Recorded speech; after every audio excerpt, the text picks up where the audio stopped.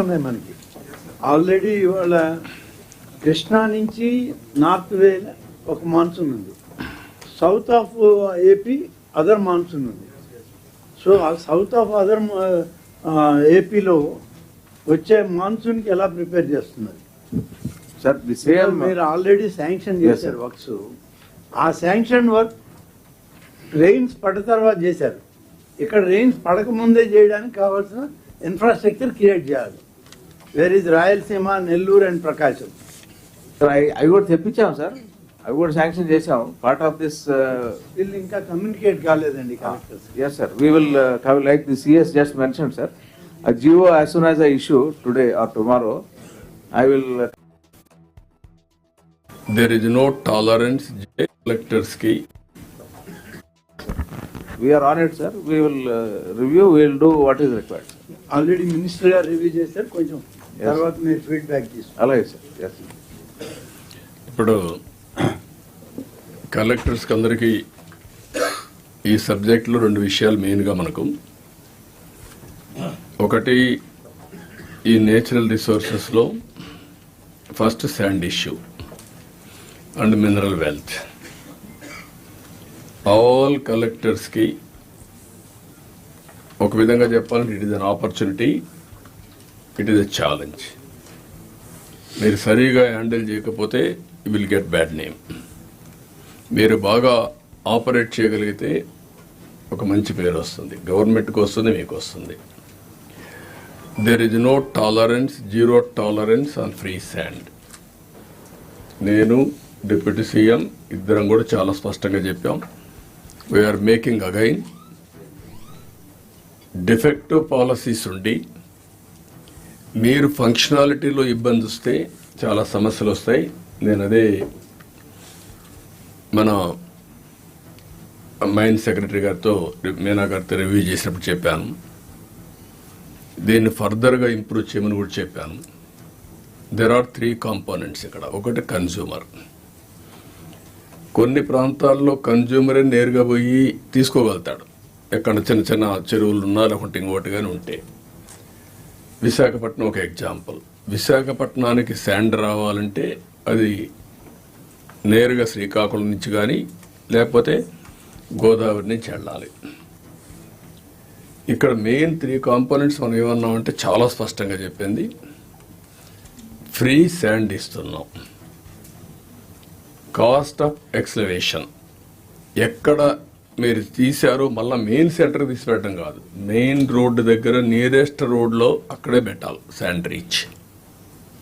మీరు ఎంత పెంచితే అంత ట్రాన్స్పోర్టేషన్ కాస్ట్ పెరిగితే వాళ్ళకి ఏమనిపిస్తుందంటే మనం పెంచామనిపిస్తుంది. వాళ్ళు తీసుకోపోతే అబ్జెక్షన్ లేదు, లేకపోతే ఎక్కడ శాండ్ తీస్తే నియరెస్ట్ పాయింట్లో మీరు శాండ్ రీచ్ పెడతారు. నెంబర్ 2, ఇది ట్రాన్స్పరెంట్గా ఎక్స్క్లవేషన్ కాస్ట్ అవన్నీ చేసి ఏ రోజు ఎంత ఉందో మీరు చెప్పే బాధ్యత మీది. మీడియాకు కూడా ఐడియా ఉండాలి. ఇప్పుడు టుడే ఒకటి, రెయినీ సీజన్ అయిన తర్వాత ఇంకొకటి. 2, ఎట్లా బుక్ చేసుకోవాలి. As on today everybody is doing లారీలో వచ్చేయడం, 2 days ఉండడం, మళ్ళా దీన్ని పంపించడం. ఇవన్నీ శాండ్ కంటే 4 times 5 times ట్రాన్స్పోర్టేషన్ కాస్ట్ పెరిగిపోయింది. That is the biggest challenge now. That is where government has to handle. నేనేమంటున్నానంటే ఎవరు శాండ్ కావాలన్నా ఇంకా ఏదైనా ఐడియాస్ చెప్పండి, మళ్ళా వాళ్ళు సాయంత్రం 2 నిమిషాలతో డిస్కస్ చేస్తాను. ఇది ఎట్టి పరిస్థితిలో నేను ఒక సవాల్గా తీసుకుంటున్నా. ఒకవేళ ఎవరన్నా కానీ మీరు ఫెయిల్ అయితే మిమ్మల్ని కూడా కాల్ బ్యాక్ చేసే పరిస్థితి ఉంటుంది. I'm very clear on that. ఎవ్వరు కూడా పొలిటికల్గా గవర్నెన్స్ ఉండాలి, కానీ ప్రజలకు ఇబ్బంది కలిగేటప్పుడు మీరు కూడా క్లియర్గా చెప్పండి, this is the instructions of the government, I'm helpless. మీరు ఎవరు చేసినా నాకు ఇబ్బంది వస్తుంది, నేను మీకు సహకరించలేను, అంతే. I'm very clear on this. రెండోది ఏంటంటే కన్జ్యూమర్ అనేవాడు అవసరమైంది ఇక్కడ మన దగ్గరకు వచ్చి సచివాలయంలో బుక్ చేసుకుంటారు. డిసిగ్నేట్ 1 person సచివాలయంలో బుక్ చేసుకుంటే డబ్బులు కూడా కడతారు. ఎంత డబ్బులు కట్టాలనో ట్రాన్స్పోర్టేషన్ కూడా చార్ట్ ఉంటుంది, కంప్యూటర్ తయారు చేస్తున్నాం, అందులో క్లియర్గా ఉంటుంది ఎన్ని కిలోమీటర్లు ఎంత అని. దాని ప్రకారం క్లియర్గా రీచ్కి అయ్యే కొద్దికి వాళ్ళ ఇంటికి పోవడానికి ఏ పాయింట్కి పోవాలనో బుక్ చేసుకుంటే నేరుగా అక్కడికి వెళ్తుంది. ముందే డబ్బులు కడతాడు. తర్వాత ఆయన రీచ్ అయ్యిందని చెప్తేనే మనం డబ్బులు రిలీజ్ చేస్తాం. Number 2, all lorries Uberisation. Principle is very clear. ఈరోజు మీరు చూస్తున్నారు, ఇక్కడ ఆటోలు ఉన్నాయి, రైల్వే స్టేషన్లో ట్రైన్ వచ్చింది, వరుసగా ఆటోలు వస్తూ ఉంటాయి, ట్యాక్సీలు వస్తాయి. ఫస్ట్ కమ్ ఫస్ట్ సర్వ్, ఎక్కడికి పోవాలనో అకార్డింగ్ టు డిస్టెన్స్ రేట్లన్నీ డిసైడ్ అయిపోతాయి, పే చేస్తారు, వెళ్ళిపోతున్నారు. Same I want to bring those who are interested lorries. I'm requesting the harassment లేకుండా విన్ విన్ సిచ్యువేషన్ ఉండాలి. మీరు ప్రభుత్వానికి చెడ్డ పేరు తేవద్దండి, మమ్మల్ని ఇబ్బందులో పెట్టి మీరు ఇబ్బందుల్లో పడద్దండి. మీరు ఊబరైజేషన్ చేసుకోండి, పేర్లను రిజిస్టర్ చేసుకోండి. దెన్ మనం మెసేజ్ పెడతాం. హాఫ్ అన్ అవర్ ముందు రమ్మంటాం, నేరుగా వస్తారు, శాండ్ ఉంది, నేరుగా లోడ్ చేస్తాం, ఎక్కడ పోవాలని చెప్తాం, వెళ్తారు. వాళ్ళు కూడా ముందే అవన్నీ కూడా ఆప్షన్స్ అన్నీ బుక్ చేసుకుందాం. వాళ్ళకి పలానా దగ్గర నేను పోనంటే ఆయన చాయిస్, పోయే వాళ్ళకి మనం ఇస్తాం. ఏది కూడా స్టాండర్డైజేషన్ చేస్తాం. రేట్లన్నీ స్టాండర్డైజేషన్ ప్రకారం ఎవరైతే విల్లింగ్ ఉంటారో అవన్నీ ట్రాన్స్పరెంట్గా పెట్టేస్తాం. ఇవన్నీ బుక్ చేసిన తర్వాత 1 ఊబరైజేషన్ ఆఫ్ ట్రాన్స్పోర్ట్. అవసరమైతే ఆ వ్యక్తి రావాలంటే పలానా రోజు మీకు దొరుకుతుందంటే వచ్చి ఆయన వెహికల్ అయినా పోవచ్చు, లేకుంటే లారీలో కూర్చొని ఇంటికి తీసుకుపోవచ్చు. We don't have any objection. Check చేసుకోమనండి. ఎక్కడైతే బిగినింగ్ పాయింట్ ఉందో, ఒక లారీ తీసుకున్నాడు 10 tons, నేను వస్తానంటాడు, రండి బస్ లారీలెక్కి వెళ్ళిపోతాడు, లేదంటే ఆయన ఓన్ వెహికల్ ఉంటే వెళ్తాడు. బట్ ఎట్టి పరిస్థితుల్లో దీన్ని మాత్రం ఈ 3 component excavation number 1, booking at Sachivalayam number 2, number 3 ఏదైతే లారీస్ ఊబరైజేషన్, ఈ 3 కంప్యూటరైజ్ చేస్తాం. Will keep before you. You have to act very firmly. Nobody should touch. ఇది ఏదైతే పేదవాళ్ళకు ఉపయోగపడి మనం ఇప్పుడు రోటీ, కపడా, మకాన్ అంటాం, ఆహారం, దుస్తులు, ఇల్లు, ఇది ఇంటికి కావాల్సిన ఇసుక. అదే కాకుండా it is the right the common man. నేచర్లో వచ్చిన ఇసుకని కొంతమంది ఇష్టానుసారంగా చేయడం చాలా దుర్మార్గం. పోయిన గవర్నమెంట్ చాలా జరిగాయి, దానిపైన కూడా ఇప్పటికే ఎంక్వైరీలు జరుగుతున్నాయి. కడాన సుప్రీంకోర్టు చెప్పినా భయపడలేని పరిస్థితికి వచ్చాం. ఇమ్యూనిటీ, దానికి కూడా సుప్రీంకోర్టును కూడా మభ్య పెట్టడానికి తప్పుడు సర్టిఫికెట్లు ఇచ్చారు.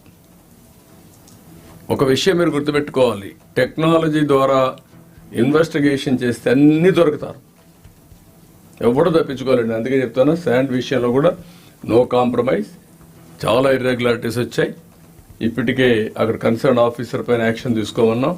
ఇప్పుడు నేను ఆర్డర్ చేస్తున్నా, సిబిసిఐడి ఎంక్వైరీ చేస్తాం. మొత్తం కేసునంతా ఎవరెవరు తప్పు చేశారో వాళ్ళందరినీ పనిష్ చేస్తాం. ఆ విషయంలో నో క్వశ్చన్ ఆఫ్ కాంప్రమైజ్. ఇక్కడ నేను మిమ్మల్ని కోరేది, మీరు ఎక్కడా రాజీ పడకుండా దీన్ని ట్రాన్స్పరెంట్గా ఎస్టాబ్లిష్ చేయమని మిమ్మల్ని కోరుతున్నా. దీనికి మనం వర్కౌట్ చేయాల్సిన అవసరం ఉంది. అదే మరిగా మినరల్ వెల్త్ కూడా దాన్ని ఏ విధంగా చేయాలని first preference industry, value addition, అవి కూడా వర్కౌట్ చేద్దాం. అదే మరిగా దాన్ని కాపాడుకోవాలి. That is the wealth. ఏదైతే మనం రెవెన్యూ జనరేషన్ చేయాలనుకుంటున్నాం అన్ని వర్కౌట్ చేస్తాం. లాస్ట్ 5 yearsలో చాలా మిస్యూజ్ జరిగింది. నేను పబ్లిసైజ్ చేశాను వైట్ పేపర్ కూడా. కడాన మామూలు క్వారీలు కూడా కబ్జా చేసే పరిస్థితికి వచ్చారు. మామూలు బిగ్ మైన్సే కాదు. దాన్ని ఏం చేయాలనో will take action on that. ఇది మీకు ఎవరికైనా డౌట్లు ఉంటే యూ కెన్ ఆస్క్ మీ. రెండోది, సుప్రీంకోర్టు అడిగిన దానికి కూడా మీరు ఎవరిని షీల్డ్ చేయకుండా మీరు కాపాడుకోవడానికైనా సరే మీరు క్లియర్గా వాస్తవాలు చెప్పండి. ఏం జరిగిందో అక్కడ ఆ రీచల్లో ఎక్కడ మీరు షీల్డ్ చేస్తే లాస్ట్ టైం అదే జరిగింది, అన్నెసరిగా మీరు ఇబ్బందుల్లో పడతారు. I want to make it very clear. Then వాటర్లో ground water and also projects, ఈ 2 కూడా మీరు ఫోకస్ చేసుకోవాలి. గ్రౌండ్ వాటర్ని మ్యాక్సిమం ఇంక్రీజ్ చేయాలి. మనం ఒకప్పుడు అనంతపురం జిల్లాలో వాటర్ పాయింట్స్కి వెళ్ళాం, ఫామ్ పాయింట్స్ పెద్ద ఎత్తున పోయాం. అవి దానివల్ల గ్రౌండ్ వాటర్ పెరిగింది. ఇప్పుడు కూడా దాన్ని ఎంకరేజ్ చేయాలి. చెక్ డ్యామ్స్ అన్ని రిపేర్ చేయాలి. ఎక్కడున్నా కూడా ఎక్కడొచ్చినా వాటర్ తనిచ్చే పరిస్థితి రావాలి. అదే మరి all reservoirs me responsibility to fill. ఇప్పుడు సముద్రంలో పోయే నీళ్లు పోతిరెడ్డిపాడు ద్వారా రిజర్వాయర్ తీసుకుపోయి అవి కూడా ఫుల్అప్ చేస్తే, ఈసారి మనం కానీ కరెక్ట్గా హ్యాండిల్ చేస్తే రాబోయే 5 ఏళ్ళలో అటు ఇటు వర్షాలు తక్కువనా మేనేజ్ చేసే పరిస్థితి రావాలి త్రూ వాటర్ మేనేజ్మెంట్. ఒకప్పుడు బెస్ట్ సిస్టమ్స్ పెట్టాం, ఎన్ని ప్రాబ్లమ్స్ ఉన్నాయి అవన్నీ కంపల్సరీగా మీరు చేయాలి.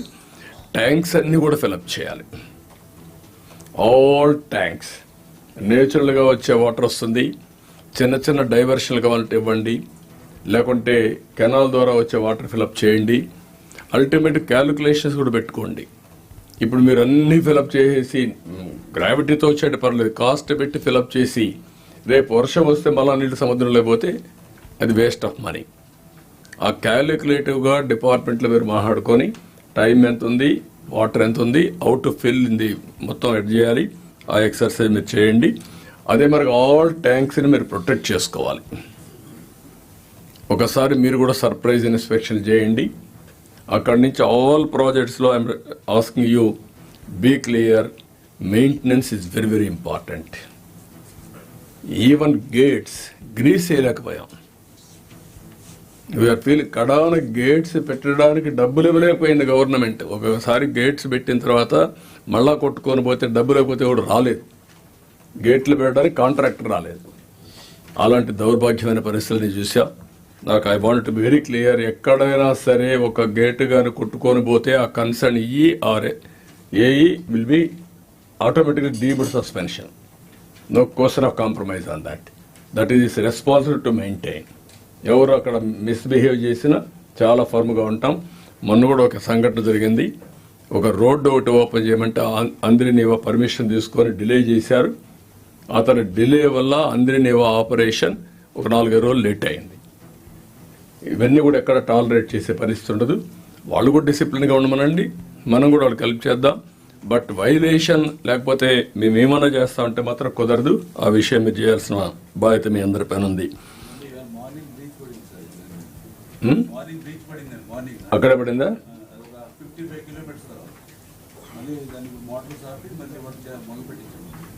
అదే ఇవన్నీ ఉంటాయి. అదే అందుకని నేను చెప్పేదంటే first of all run drones everywhere. Run చేసి 1 or 2 సీజన్స్ చూస్తాం. ఆఫ్టర్వర్డ్స్ గట్టిగా ఉన్నాం. డ్రైన్స్ కానీ కెనాల్స్ కానీ డ్రోన్స్ రన్ చేసి వీడ్ ఏది తీయాలో ఎక్కడ కూడా అబ్జెక్షన్ లేకుండా తీసే పరిస్థితి తీసుకురండి ఆల్ కలెక్టర్స్. సో దట్ రేపు రాబోయే రోజుల్లో వర్షాలు ఎక్కువ పడితే సబ్మెర్జెన్స్ వస్తుంది. సబ్మెర్జెన్స్ వస్తే అప్పుడు మీరు ఏమి చేయలేరు. అంటే వేసిన పంట మొత్తం మునిగిపోయే పరిస్థితి వస్తుంది. దాన్ని ఏం చేయాలో మీరు వర్కౌట్ చేసుకోండి. ఆల్ డ్రైన్స్ మెయింటైన్ చేయాలి, కెనాల్స్ మెయింటైన్ చేయాలి. అవసరమైతే run a drone, you will have an idea. Then ఆ స్పాట్స్ అన్నీ మీరు క్లియర్ చేయాల్సిన అవసరం ఉంది. ఫైనల్గా వాటర్ విషయంలో ఈసారి రాష్ట్రంలో కొద్దిగా సర్ప్లస్ రెయిన్ పడింది. అదే మరి బయట మంచి రెయిన్స్ పడ్డాయి. దీనివల్ల ఏదైతే మనకు మేజర్గా వచ్చినటువంటి కృష్ణా గోదావరి 2 కూడా ఫ్లడ్స్ వచ్చాయి. కృష్ణా వల్ల రాయలసీమ అప్ టు కృష్ణా జిల్లా వరకు వాటర్ అంతా వచ్చే పరిస్థితి వస్తుంది, కవర్ అవుతుంది. గోదావరి 2 జిల్లాలు వస్తాయి. ఇంకా 3 జిల్లాలు కూడా మనం దాన్ని కనెక్ట్ చేసుకోవాలి. బట్ నదుల అనుసంధానం ultimate aim of this government, will do it. కాబట్టి ఇది బ్రీఫ్గా మీకు ఐ వాంట్ టెల్ యూ. మళ్ళీ చెప్తున్నా, శాండ్ కార్డ్ మాత్రం 0 టాలరెన్స్. నేను very clear. I want give a message. ఏ ఒక్క వ్యక్తి తప్పు చేసినా, ఏ ఒక్క వ్యక్తి ఫెయిల్ అయినా ఆ చెడ్డ పేరు గవర్నమెంట్కి వస్తుంది. ఎట్టి పరిస్థితిలో ఇది ఎజెడ్ free and also perfect system has to function. Oscillation లేదు, డెసిషన్లో ఆసిలేషన్ లేదు, ఎగ్జిక్యూషన్లో ఆసిలేషన్ లేదు. Nobody should intervene in this. Okay, then మీకు ఏమైనా డౌట్స్ ఉంటే అడగండి, దే విల్ క్లారిఫై.